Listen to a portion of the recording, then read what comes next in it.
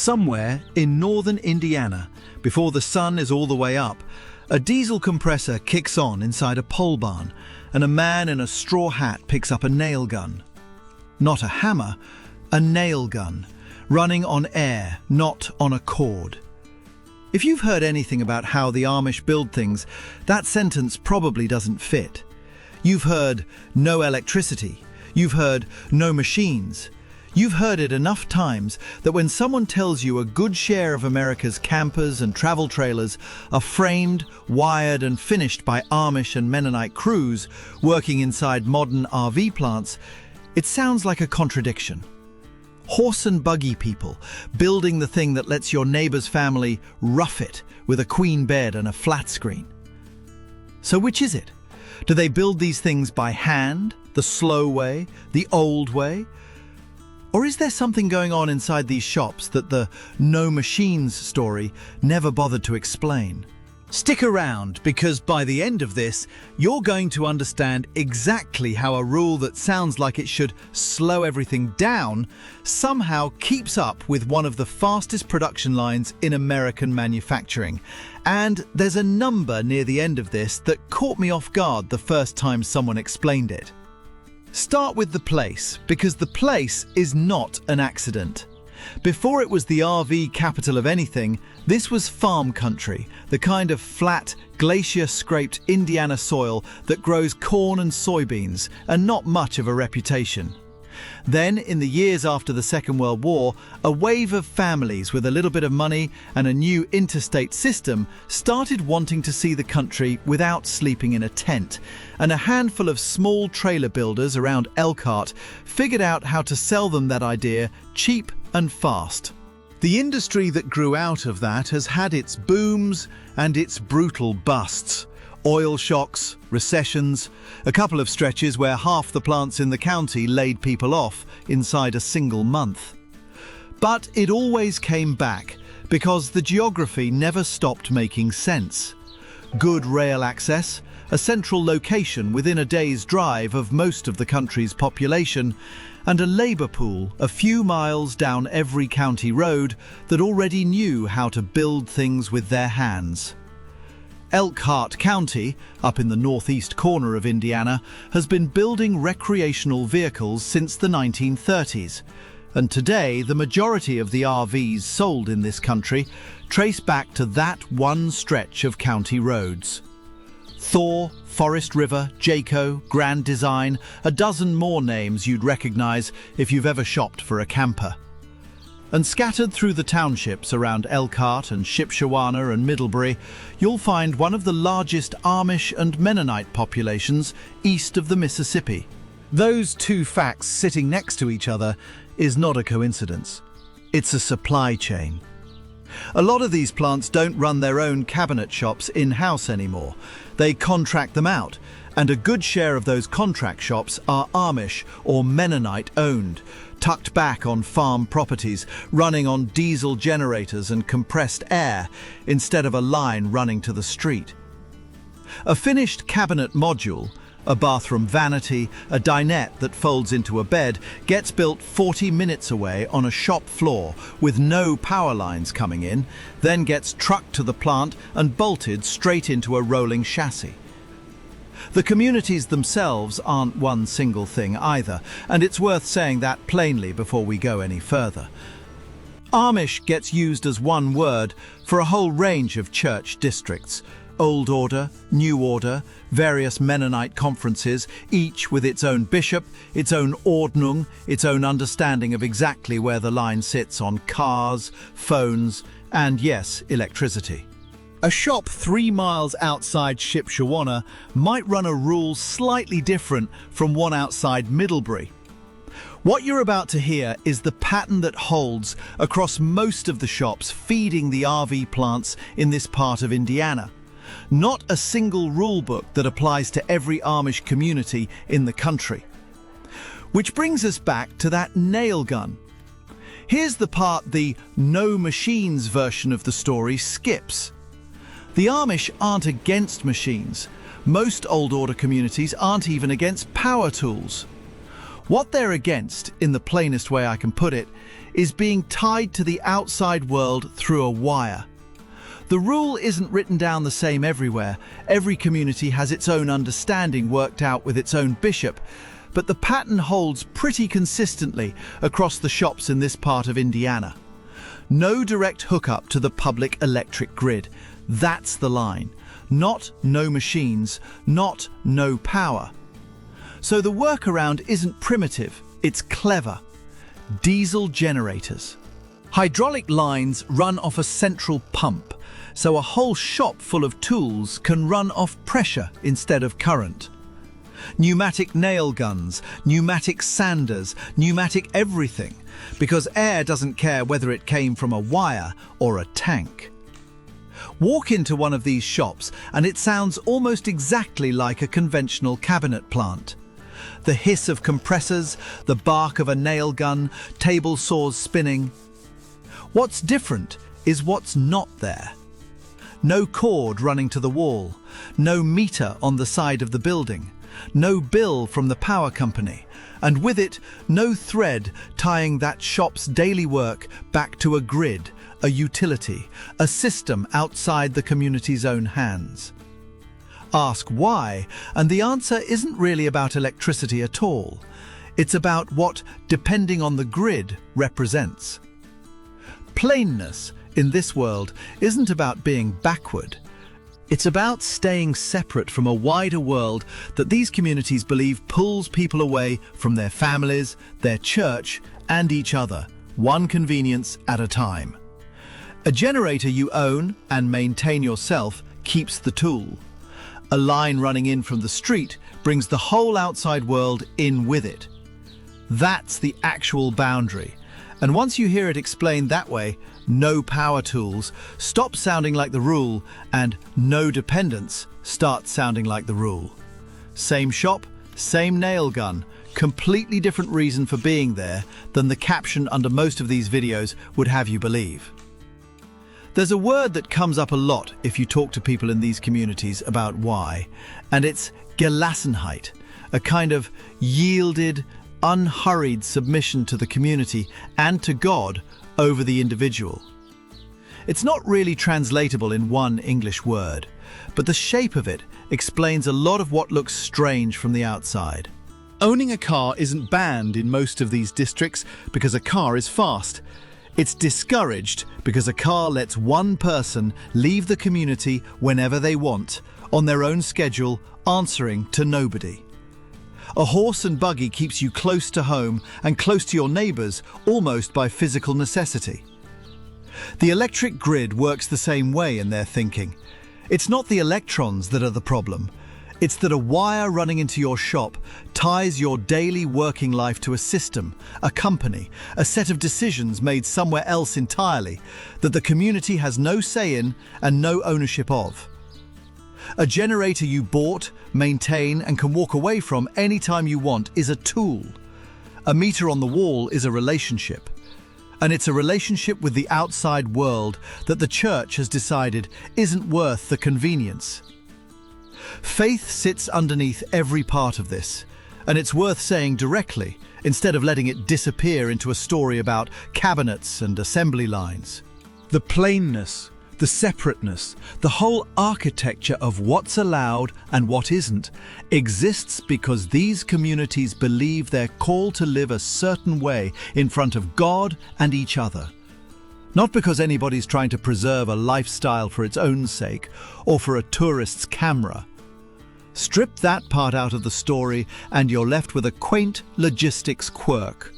Leave it in, and it's the actual reason any of this holds together at all, generation after generation, in a county surrounded on every side by exactly the kind of convenience they've chosen not to plug into. If you want the deeper version of that story, the community history behind it and not just the shop floor version, I put together a guide called the Amish Almanac that walks through it. The link's in the description.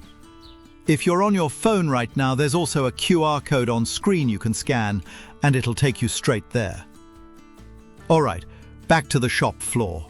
Because knowing why they can build fast doesn't explain how fast. And that's the part worth sticking around for.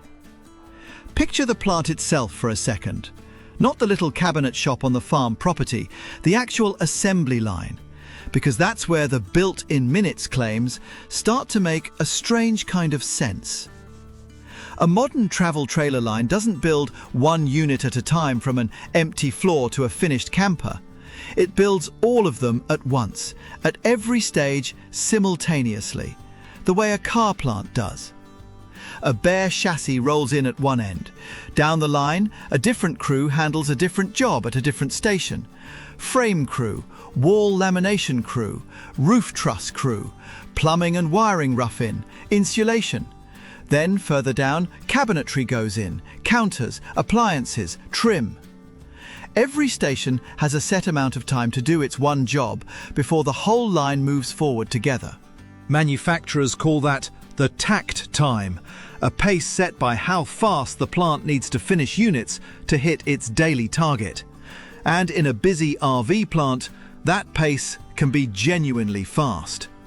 Somewhere in the neighborhood of every several minutes, depending on the plant and the model and the day, another finished unit clears the far end of the line and rolls out the door, ready to ship.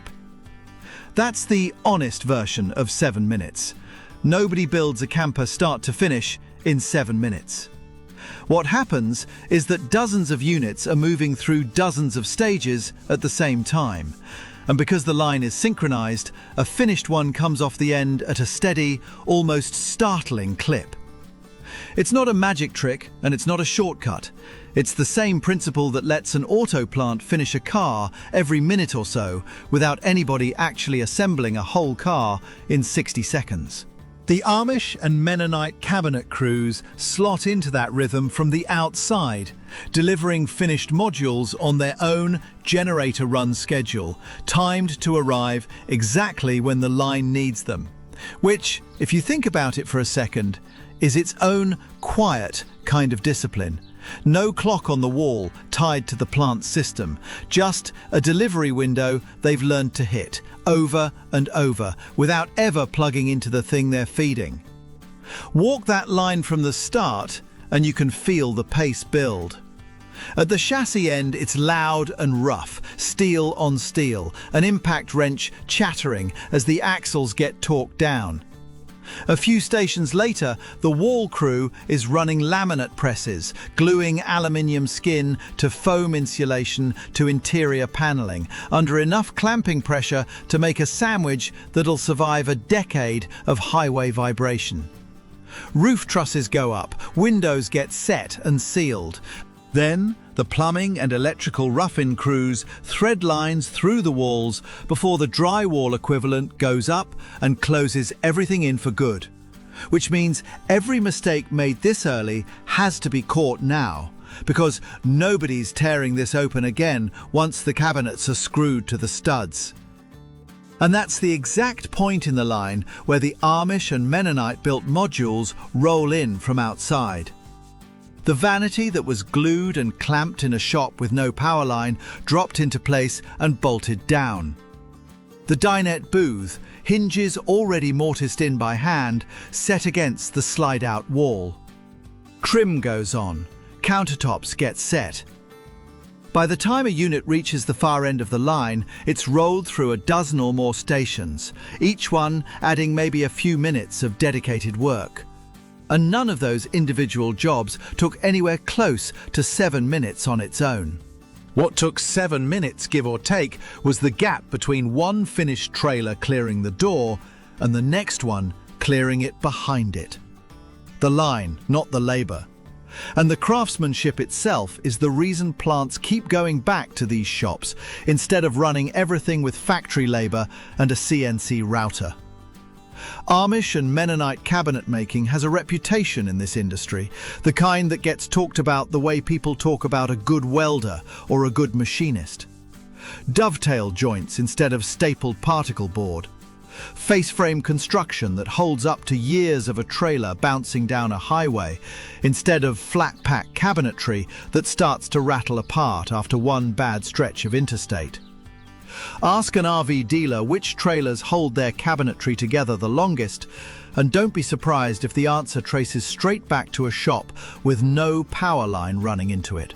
There's a foreman who's worked one of these cabinet shops near Shipshewana for going on 20 years, since he was a teenager, working under his father.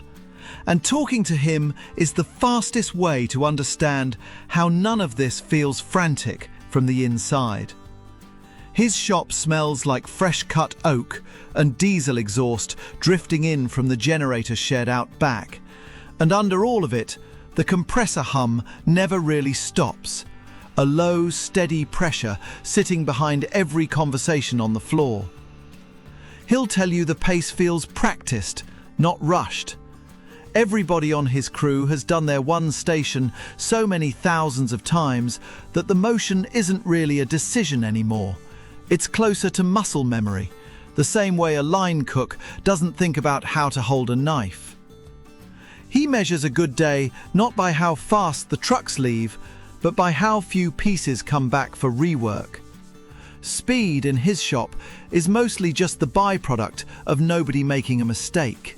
Ask him about power tools and he'll laugh a little, because outsiders always ask it the same way, like they're expecting him to say he does everything with a hand plane and a prayer. His shop runs pneumatic finish nailers, an air-powered orbital sander in near constant use, a hydraulic panel saw that can square up a sheet of birch plywood faster than most people can measure it by hand.